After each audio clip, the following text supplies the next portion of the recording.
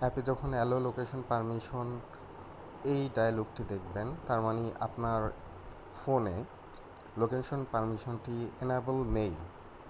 এটা দুই জায়গা থেকে ডিসেবল করা থাকতে পারে। একটি হচ্ছে নোটিফিকেশন প্যানেলে এই লোকেশন অপশনটা অফ থাকতে পারে। যদি একটা অফ থাকে তাহলে এটাকে টার্ন অন লোকেশন করে দিতে হবে।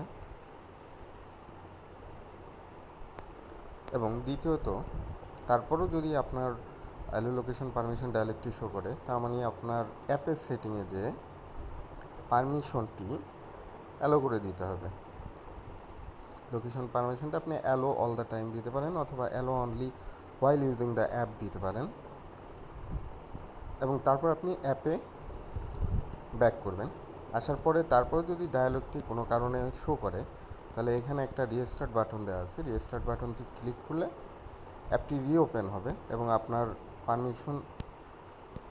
লোকেশন পারমিশনটি এনাবল হয়ে যাবে।